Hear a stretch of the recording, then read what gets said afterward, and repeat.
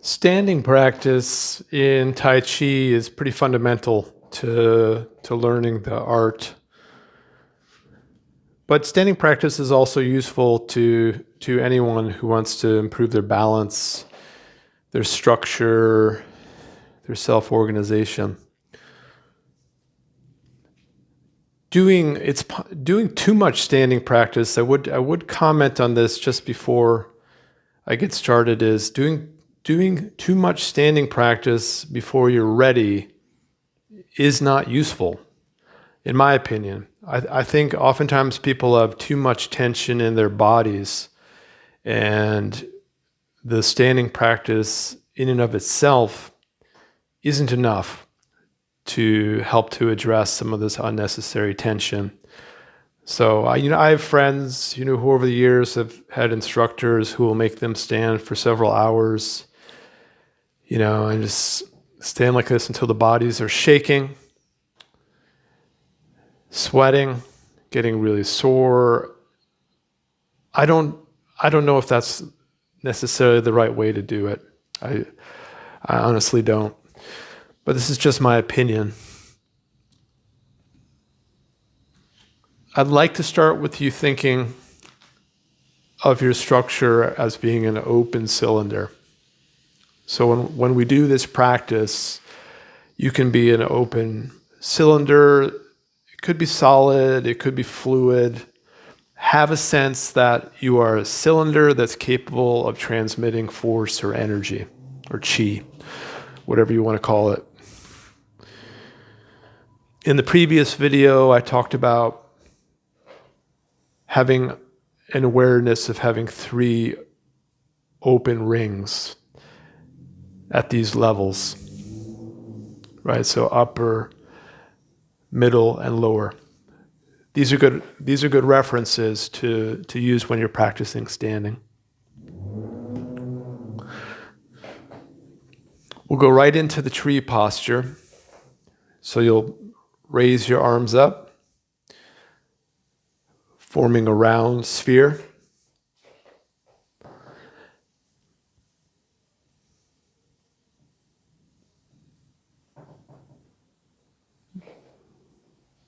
Imagine that you're hugging a tree. Remember the hips from the prior lesson and just sink very slowly into the hips, not that much. Don't go too deep, right? Otherwise you create unnecessary tension. As you get better and stronger, you can go deeper, but don't be one of those people who go low just for the sake of getting a workout. Now notice the tension in your arms. How is the tension? Shoulders, upper arms, forearms, hands. How is that? Could it be less?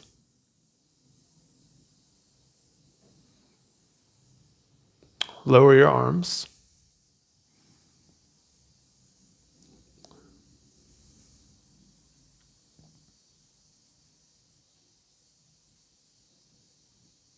This time, bring the backs of your hands together,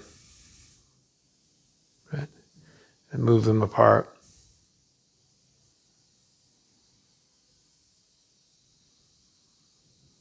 As you bring the backs of your hands together, you feel the elbows move forward, right? They point forward. And you feel that your chest begins to hollow slightly, becomes slightly concave. Most people that I teach are initiating the movement from the shoulder, right? So they move from the shoulder joint. Let's move our attention a little more proximal so you feel the collarbone and the shoulder blade. Shoulder blade moves, then the arms. Right? So that's the initial movement. Shoulder blades. It opens up the chest.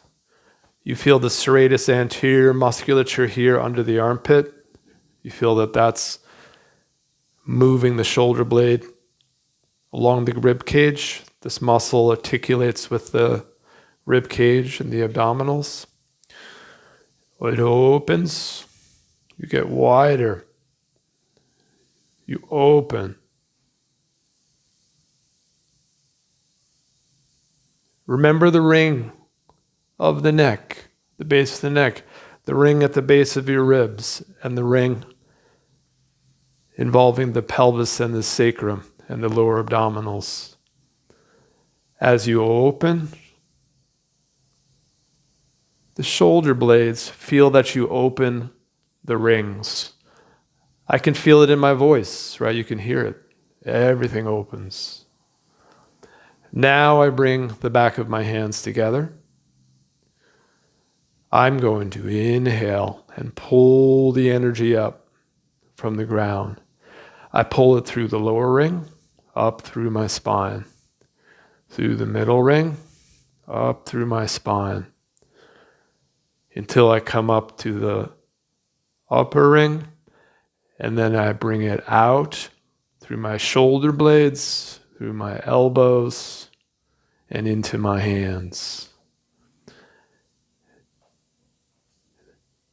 Now I'm connected. This is how I practice the tree posture, standing posture. The initiation is more important than anything. It's these transitions that we make in movement that define the action. So that awareness in the beginning of opening, connecting the arm to the shoulder blade, which connects to your back. Then you can feel if someone's trying to push your arm down, for example, your arm is light, right?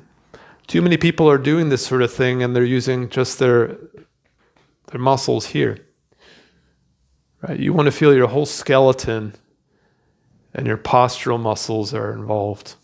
It's not just the chi. You have to get your structure correct to benefit from these sorts of exercises. Lower your arms and rest.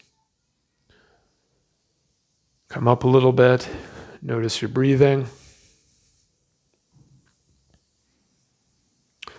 So I structure my teaching, lessons, personal practice, oftentimes as a Feldenkrais awareness through movement practice. This means I go slowly, I check in with myself,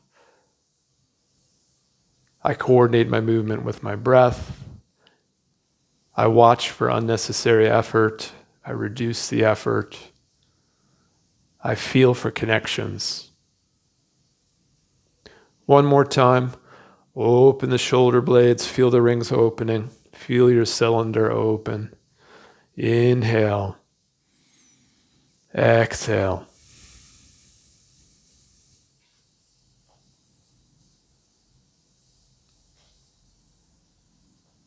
Now the Tai Chi image of the body is 3 bows. You have the arm connected to the chest, the other arm, the spine as a bow, and the legs as a bow. Right? So that's the image that you can come back to. It's a very simple image and it's easy for your brain to process something like that. If you feel like your body is getting really disconnected and all you can think about is your shoulder is sore or your knee is sore, focus on the image. Feel that your body is whole. The inside of your body has structure. It's solid. Your bones. Feel that your bones support you. They support you. They give upward support. And feel that you can relax the flesh and let it hang down. It's the yin and the yang. Lower your arms and rest.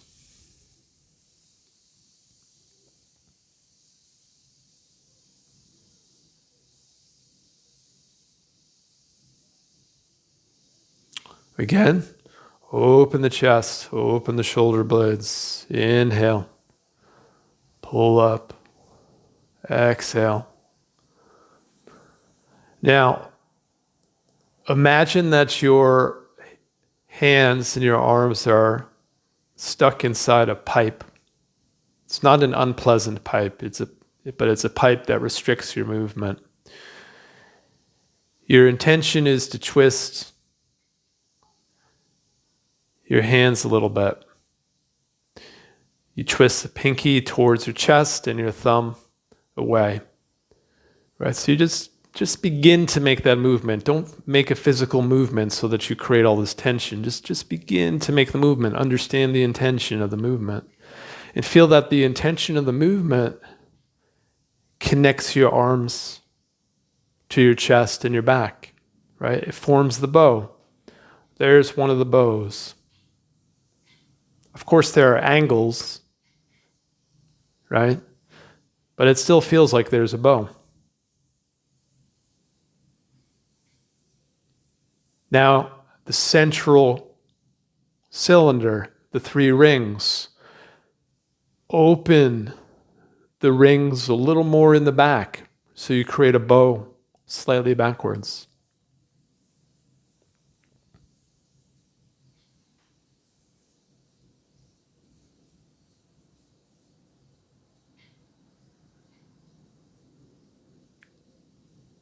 And then open the ring, the bow of your legs. So you feel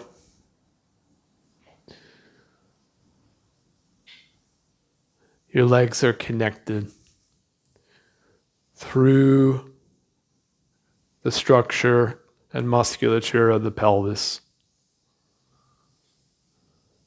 It's just one system. Everything is connected. Your feet can be doing something very similar to your hands. Your pinky could be slightly twisting into the floor as you feel that the thumb wants to lift, the big toe rather. And what that does is it produces a spiral. You get this external spiral that starts to open the legs. There's a spiral that I produce with the arms as well. All right, so this gets into other aspects of standing. I don't want to go there with this lesson, but I just want you to be aware that there are plenty of elements that you can practice. Good. And then bring the chi down slowly, collect it into your center, sink your center, feel the contact, the connection to the ground. Feel that you can breathe deeply into your center.